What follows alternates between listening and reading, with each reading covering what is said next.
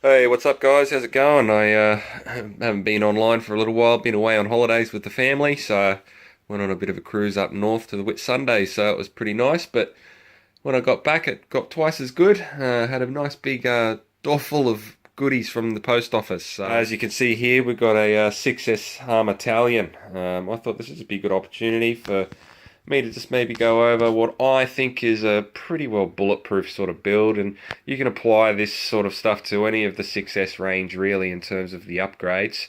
But I'll just give you a few reasons and my thoughts essentially. So I really like the stock look of these trucks, to be honest. The Talion, the Creighton, the Outcast, all of them, Noto, everything, they all look awesome. So I don't know, I really don't see any need to change for the bodies, but I think a important thing to do is definitely reinforce the bodies.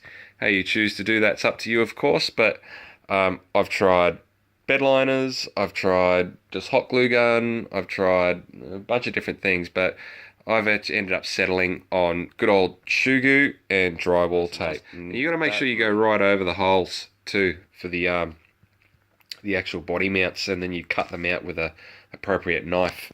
That really does make these last a long time. You'll have to excuse me, guys. I've come down with a bit of the wog, unfortunately. There's definitely a few core upgrades you really want to do to your 6S rigs, in my opinion, particularly if you're going to start sending it, or if you want to start flogging these things, then you need to do a few things to sort of prep them up. Namely, the main things are going to be your front and rear shock towers and front and rear braces. These are Markor. I believe these are a Gen 1 variant, so there's some older ones. I bought this car second hand. Blake, if you're watching, thanks for the good deal on this one, matey. But it come with a few things, so I was lucky in that regard. Also had the Markor front upper A-arm hinge pin holder and the rear brace stop there as well. I ended up decking it out with a few new parts, the shocks, RPM arms and bumpers.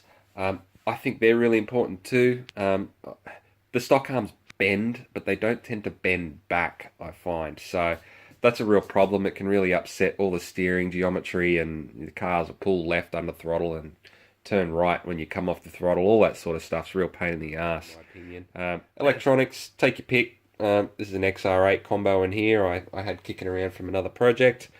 Again, look, it's up to you what you run electronics-wise. You didn't need to run this sensor or anything, but I had it there. I've got some from, I think it's a 19-tooth pinion, so reasonable gearing, hence the YR heatsink and fans.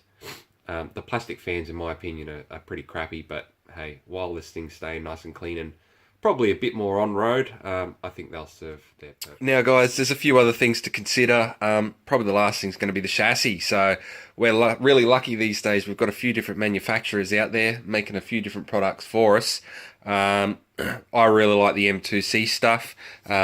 Mitch makes an absolutely amazing product. I think it's second to none, personally. If you want a car that keeps the same characteristics as a stock vehicle, has the added strength, doesn't bend, it's going to cop a lot more abuse, not fold across the rear sections, particularly on the longer wheelbase Creighton and Talion chassis, and you're really just not going to go wrong with one of these. So I highly, highly, highly recommend one of these chassis. Pretty well beyond everything else, particularly if you're going to be jumping. These will still flex, but they won't bend. Okay, there's a bit of a difference there. Other than that, I've gone for some the M2C front and rear skid plates. So you can actually see. There it is, guys. As for the installation, I put a couple of new diffs in it. They didn't require any shimming whatsoever, so I'm very happy with that, but I'll give it a couple of runs and I'll pull those diffs down. Other than that, just stock suspension setup. RPM wing now. I think this is maybe a Outcast wing or a Creighton wing mount, but I thought it looked pretty cool actually. Actually gives it a little bit more stance up the back there, so I'm going to leave that one there. Such a nice looking car, eh?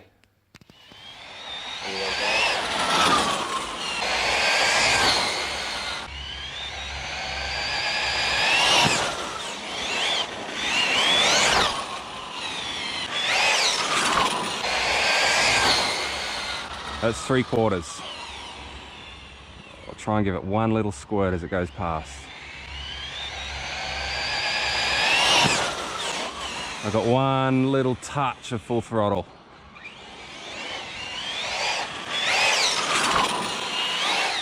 Yeah, that's boss.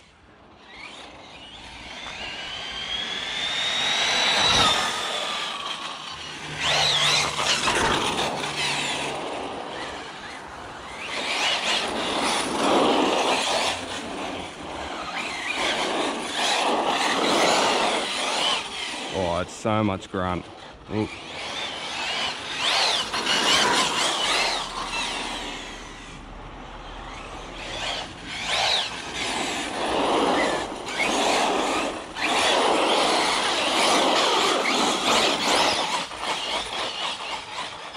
Oh, loving the wheelie bar.